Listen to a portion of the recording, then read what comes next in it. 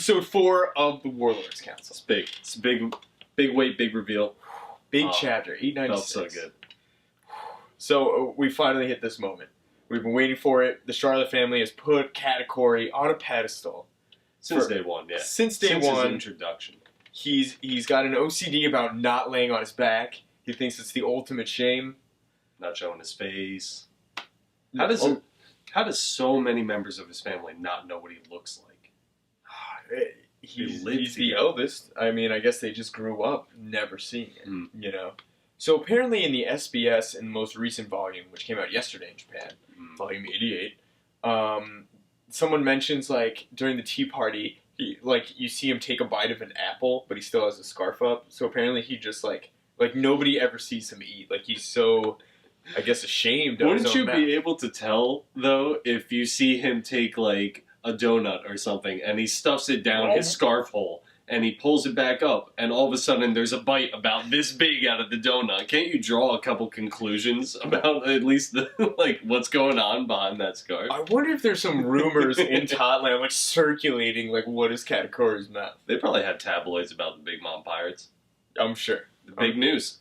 Oh, big news. We'll get to big news, Big Bird in a second. He's going to get some big news. Oh, yeah. He's going to get the biggest news. Yeah, here's some big news. You're an idiot. Keep your beak shut.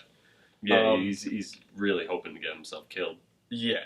Well, all right, let's talk about him in a second. Let's get down to the nitty-grits. Luffy and Katakuri's final blows on each other. It was good. I like that it was just a quick, there was no messing around. It shows you each blow landing, shows you how they react to it, and then it gives you no more. Most mangas, that wouldn't be the end of it. You see one more chapter with this chapter would be all the side characters discussing what they think's going to happen, and then the chapter after that would finally show the conclusion. Oda doesn't fuck with that. Yeah, I think it just gives it to you. Even Oda, who takes his time, I think he knows this arc is finally coming to an end. People want results. Yeah. And the people got results this day. It's good. So Luffy winning, I know a lot of the polls on Reddit, almost neck and neck, Luffy wins or it was going to be a draw. Nobody saw Katakuri winning. No, it just wouldn't fit the narrative. Luffy can lose still, but he can't lose to Katakuri at this point. Like, he can't lose such a big battle at this point of his, pirate career. Like, he can lose to larger people, I feel like. And Katakuri is very large, obviously, in, terms of power. But I just don't feel like this is an opponent Luffy could afford to lose to and still hope to be Pirate King. Yeah, especially because he picked a fight with him twice. He needed to prove to himself that he could beat him. This is his new way of training, and it makes perfect sense, and I like that Oda's going this route for having, the Straw Hat members kind of power up. It helps, you don't need a training side saga in between islands or anything like that, like you used to see with Zoro lifting weights with his teeth and stuff like that. Now you just see them fight. They learn some new things. They overcome people that are technically stronger than them. I don't know why some people think that it's kind of like a cop-out if Luffy just outright wins this fight. I was reading that a lot. But I don't understand why. Luffy's always the underdog. There's almost never an opponent that isn't in more than one area better than Luffy is at the start of the fight. Dude, you're totally right. Cody Jones was the only instant. Seriously, over the course of, so many arcs, Cody Jones... Don't get me started on that arc. The only reason I feel like Oda built up those fishmen were to just showcase how strong the Straw Hats were. Exactly, and it didn't even showcase how strong the Straw Hats were. It just showcased them one-shotting all the people that we just saw eat, 50 steroids. Yeah, we just got a little post-time, a little taste of what they could do. Pointless arc. Besides an ancient weapon. But you're totally right. Think back, Crocodile, Lucci, Moria, Magellan, Enryu, Doflamingo. Even Caesar Clown knocks out Luffy immediately, and all of a sudden you're like, holy, this guy is 20 feet tall. Caesar Clown's massive. He's a Logia user. He controls his height. Who is he? He seemed like the underdog, and Luffy showed. If you think about it, and when he knocked Luffy out, if Luffy didn't have some backup there, just a quick stab to the heart. There goes the main protagonist. Yeah, he also say what you want about Caesar Clown, but he had an opportunity to murder the future Pirate King. Yeah, he decided to showcase it. He went the classic villain route. I got a monologue. I got to showcase. But once they squared off, like, Luffy clearly was just dominated that fight. But for the most part, yeah, Luffy's the underdog. Yeah. And here he was, I mean, their first fight, we got such a wide, such a great taste of how outclassed Luffy was. Yeah, exactly. This is one where he's just really outclassed. He was outclassed at first against Doflamingo, but once he went Gear 4, it was just, just stomp him into the ground. And Cracker was a little tough for him, but, a little help from Nami, and then he kind of turns it into a joke by the end of it. But this one, he's on his own completely. No help. In fact, less than no help. He's having other members trying to help out Katakuri from the sidelines. Yeah.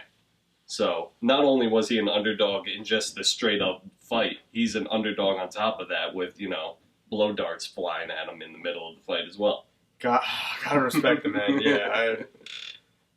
So, honestly, like, people are upset saying it's plot armor. I don't really think so. If you look at those final hits, Luffy gets hit in the head, you see the ground cave out, we were talking about this. Yeah. Maybe that ate some of the force of the blow. Luffy nails Katakuri in the stomach after he suffered that serious spear wound. Absolutely. Luffy knows where to hit people. He's very good instincts when it comes to fighting. So yeah. I don't think him hitting Katakuri in the stomach was an accident or just it was a calculated blow. Instinct or actual thinking about it. Yeah.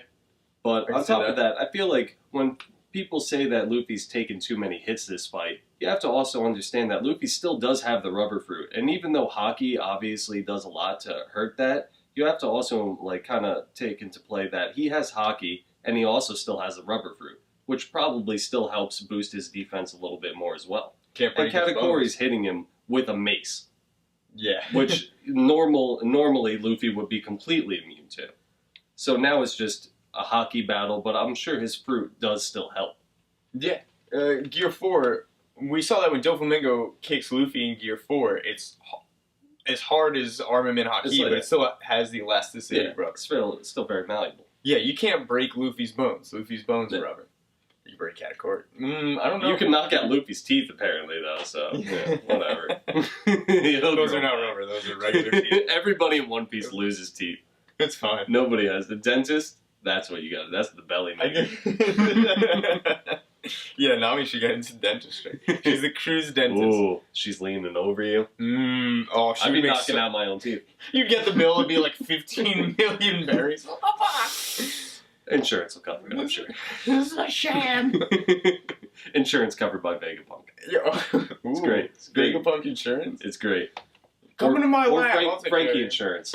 Wapo insurance. Yeah. Just get an iron job. Yeah, exactly. He'll upgrade you. Iron everything. Yeah, so as Luffy's walking away, he covers Katakuri's mouth with his cover-up hat. Respect to his opponent. Serious respect. He must have heard like that whole fight between him and his sister. I also like how Katakuri, of course, has to... First he falls on his face, which still means he's never fallen on his back, but then he gets up just to tell Luffy, like, hey, you my boy, Blue, and then falls on his back. You gonna come kick my mom's ass someday? Yeah, I am. God All damn. right. I'll see you then. Yeah, I think when he says, like, you really can't see... That's what I'm reading. I read two different translations of that. One that said, when Luffy says yes, he responds, that's looking pretty far into the future, and then he collapses. And then when I recently reread this chapter right before we started shooting, he says, damn, what does he say? I guess you see really far in the future. You really can see the future. I guess you really can see the future. So it kind of, I don't know if that's going to spark a debate or not. Katakuri, he has good observation Haki, but is he kind of predicting something there? Is it because he was so fucked up he saw a glimpse of Luffy as the actual Pirate King? Yeah, I think this can be taken two different ways. Maybe in that last instance, he pushed himself, or while he passed out, he had a vision, kind of like Shirley in Fishman Island. Or maybe it's almost like a joke, like the whole time Luffy's been like, I'm going to kick your ass, and he finally did it, and he's like, I guess you can see the future. Like, you win. Like, it was almost like a joke. Yeah. So, two different ways. I don't know if we'll get an explanation to it. I think... I like to think that, since... in times of extreme stress, maybe it stresses his fruit and he catches little glimpses I like to think that he maybe saw Luffy on the throne. That's a much richer explanation. I also hope that Katakuri is a little bit stronger when they next meet. I hope, this should be in a big, a thing to drive him, because prior to this fight, you could see, I think a lot of this whole, how Luffy and his cruiser and his armada is going to beat some of these emperors, is that, if not the emperors themselves, a lot of their crews and underlings have been getting complacent in their new generations. They're just gathering power. Yeah, Big Mom's crew. I also like how Big Mom's crew has kind of admitted that they're shaming themselves with what they're doing to prevent the Straw Hats from getting away. Getting the entire family together on one island. Exactly. They're admitting that it's a shameful display, but that they're doing it anyway just to try to prove a point. It's almost kind of dangerous and reckless. Yeah. I think at this point, at least the, what's the guy's name that's doing all the talking this chapter? I forget that man's name. He's kind of like their book guy? Yeah. Him. Monteor. Monteor. He's kind of, I guess he's, the other, the Candyman's second in command when it comes to, organizing tactics. He seems to be the same role. Yeah, I think he's like the Charlotte family's key strategist. He seems to be the smartest one. I mean, he has the book fruit, another pocket dimension there are a lot of controller. pocket dimensions in Big Mom's crew. A lot of pocket dimensions. Everybody's got their own thing. It's dangerous, and honestly, it's worked to their disadvantage because they've completely the Straws have completely exploited Brûlée since day one. A little thought just occurred to me. I'm just wondering if Brûlée and Blue Note got into a fight. Do their dimensions collide? What happens with that? The door fruit, the mirror world, the door world. Is it all the same dimension? It's just kind of changed how it looks depending on what fruit you're using? Maybe. I don't know. So let's say Brûlée were to somehow drag Blue Note into Mirror World. He was creating air doors. So technically there's air in Mirror World. So he could enter his own pocket dimension, but from there, could he exit Mirror World without Brûlée's assistance? I guess so. I'm just wondering what happens when those two little sub-fruit dimensions are used together. What happens when you open a door to a different dimension while you're already inside another dimension? I don't know, man. Maybe give us the answer. Give us more pocket dimensions. That's the answer here. I need a magazine fruit. You get sucked into a tabloid. They've got great articles on a broccoli recipe. I don't know what I'm talking about. Make it. Make the broccoli. Okay, Monteor talking to Big News Big Bird with Stussy from CP9. Little dramatic irony there, because nobody else knows that she's part of CP0. She's terrible at keeping that secret since she just tells somebody. Who did she tell? I thought you mentioned that she was in CP0 to one of the people at the tea party. I don't think... Well, she kills that guy opening the treasure chest. Yeah. But then I think when it said Stussy, and then it said CP0 Aegis. So I think that was her title. Okay, I thought someone saw her do it, and they just kind of figured it out.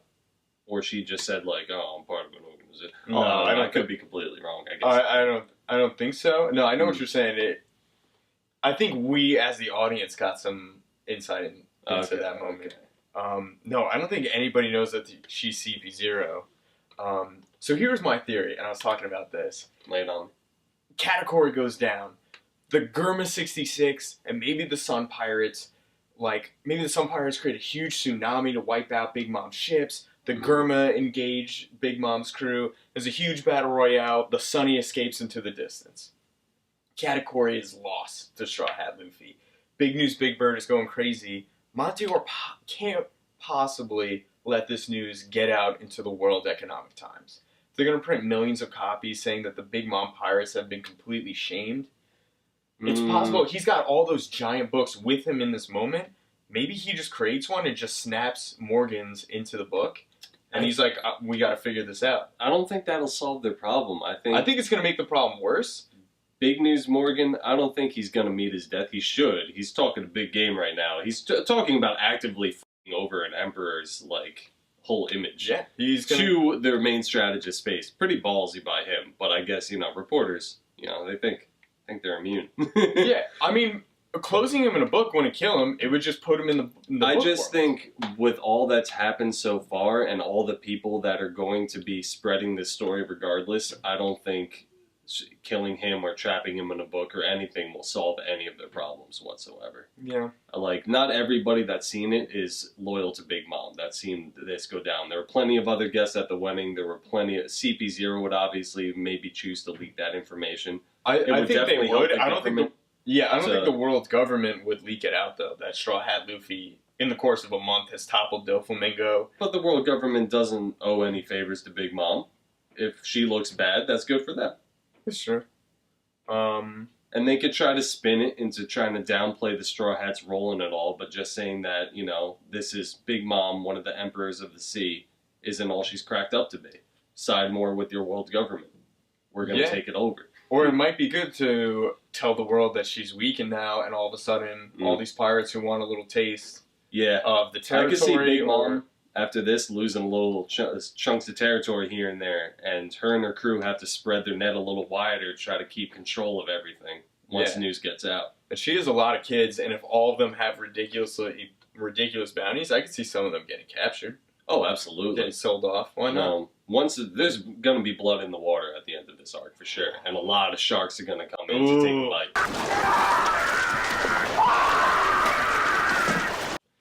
On top of that, I also think in this little side stories that Oda's doing with the, Straw Hat, like, allies doing their own thing, I think we might start seeing little side stories of, like, stuff that they're doing, and then doing it in the name of the Straw Hat Pirates. And then Luffy starts collecting territory, even though he's never maybe personally been there. Yeah. That's what Bartolomeo was doing with Shanks' territory. Exactly. He burned Shanks' flag. Everyone's freaking out. Please stop.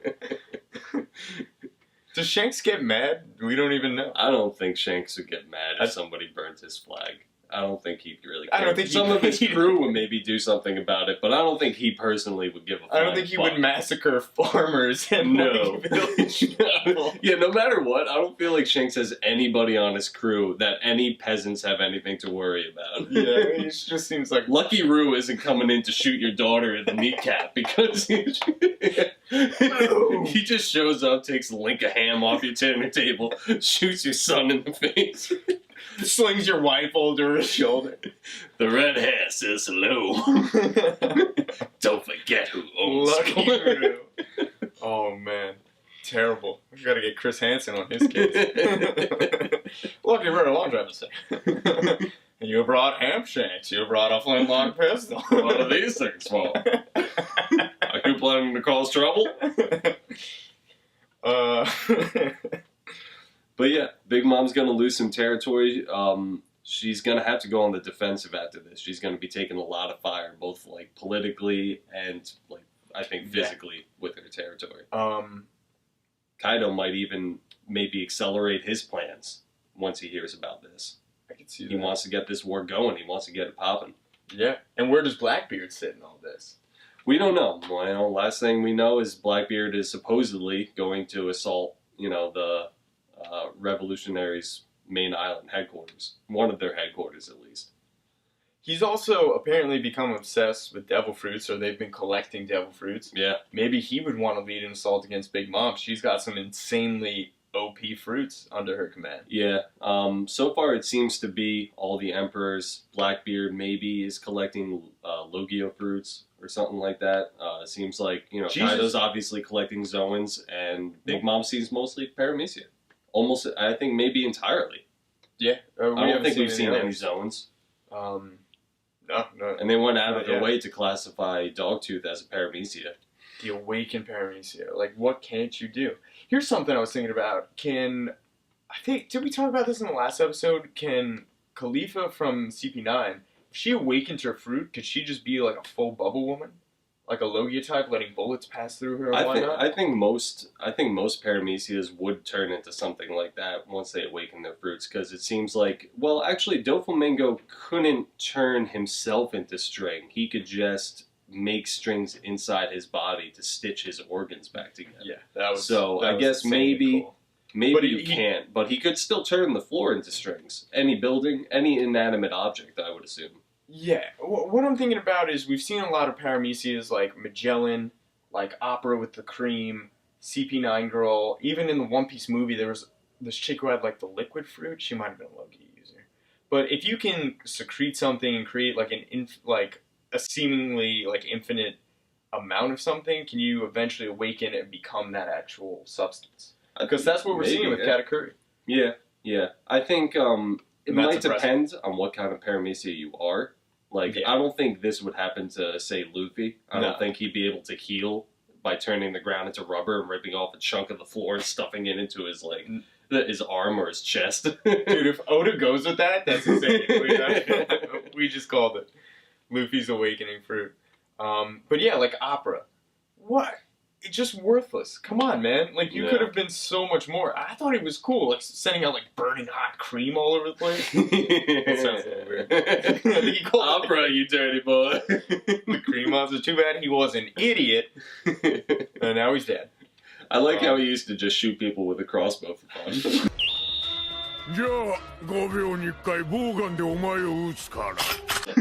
just looks so little. Okay, I'm just gonna keep shooting you with this crossbow until you tell me something. How many times has that worked for him? That's a lot. He had that crossbow ready. It's gotta be his thing. I just like how his fruit, it's kind of weird. It's just kind of like, mostly he used it as a prison pocket dimension thing. Oh wait, no, that was the book guy. Yeah, that was the book. Never mind. He just threw cream all over the place, just like it was day one with his fruit. He could have done so much more. I liked Opera. I don't know. I thought it looked cool. He was cream, right? Yeah, he always struck me as like a melted candle. Oh. Well, we know the Wax Man. Mr. 3 is another example. Yeah. He could eventually push himself to Logia. I could see him being the one that could be like take a shot and like lose an arm and regrow it. I think he could probably do something like that. I don't know. For some reason, Wax makes more sense to me. Just like Mochi. It seems more of something that you could use to heal with. Rubber, not so much. String, not so much. Yeah. If it's like gelatinous, I guess. I see that. I could see it being used to heal. I could see, though, but I guess it just wasn't. It's not the way Oda decided to do it. Doflamingo was able to make inanimate objects into string, so maybe he could awaken his fruit even further. Yeah, I was just about to say that. Maybe awakening your fruit comes in stages. Maybe it's just like, it's not like, I guess it wouldn't make sense for it really to be like, all of a sudden you're just like, oh, I'm awakened. I can do all this stuff now. Oh my god. Wow, that was nice. It was when he finished that like 1,000th push-up. He was, oh my god. He broke his limiter. That's an awakening. That's an awakening. Oh boy. It's like the first time you throw up drunk in an Uber, you're like, woo! I can't keep drinking tequila. That's an awakening. So Sanji and Pudding had like a little fun moment. Yes, I like that. Little tender moment. Yeah, it was cute. It was funny. One of the spoilers I read. Sanji's about to shake her hand goodbye. Like, come on, man, what the fuck? You're supposed to be the romantic guy. You're gonna shake your fake fiance's wife hands goodbye. Hold your woman. Love your woman. She clearly loves you. Show a little bit of aggression. You know? I've read some good theories about that already, that perhaps, you know, you would assume Pudding went in for a kiss, but maybe, I heard an interesting one, maybe Pudding erased Sanji's memory of ever meeting her. And she might just sacrifice herself to try to get them out of this jam. Oh my god, that's the smartest thing I've ever heard. I thought they were just kissing. It's funny. They probably also made out. I hope so. At least Sanji's due for some action. Absolutely. He's been begging for it for 3.5 years now, 4 years. Maybe she went in for a kiss.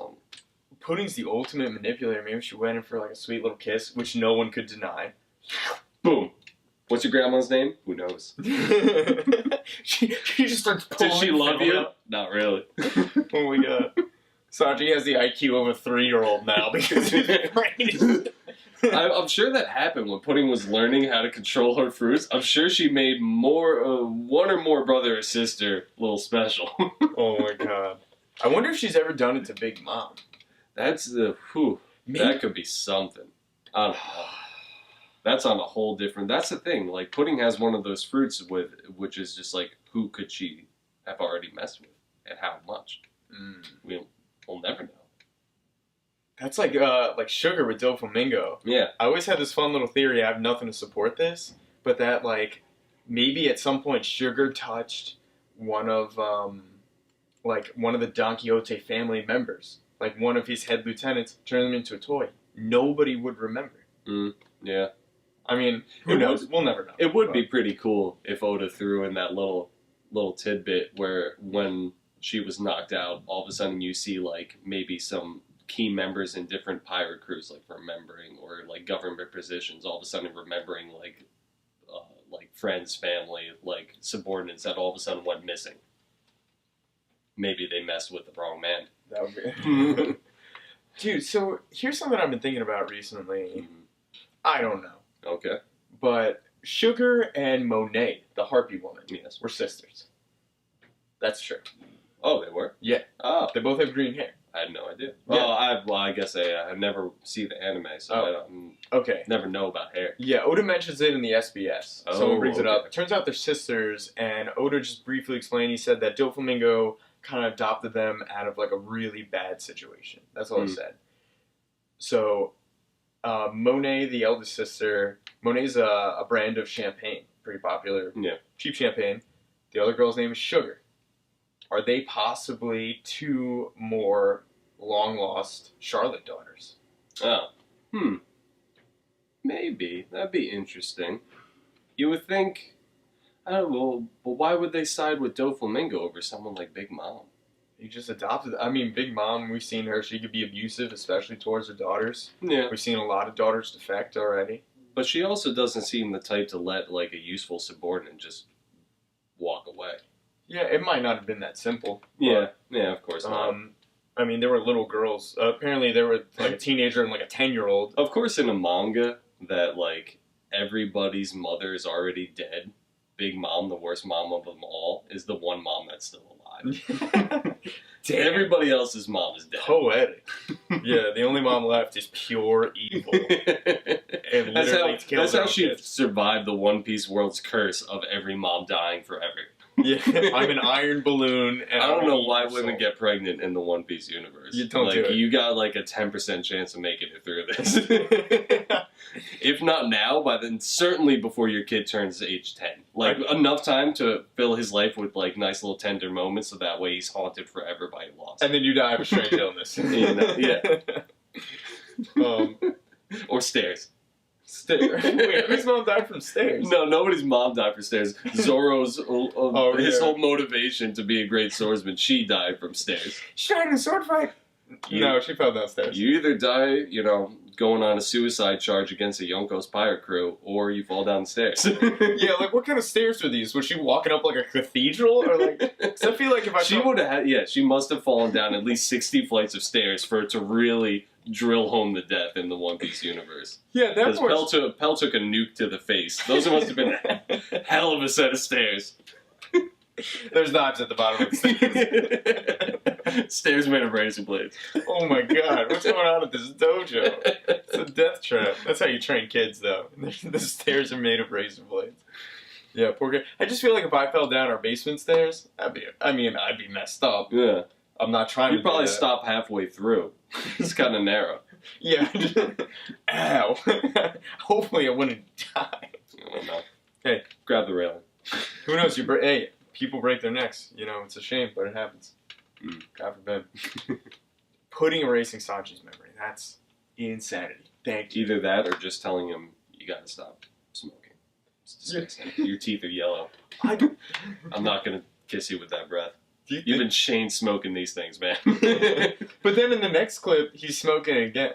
Of course he is. I guess Pudding left. He was like, yeah, whatever. I'll stop.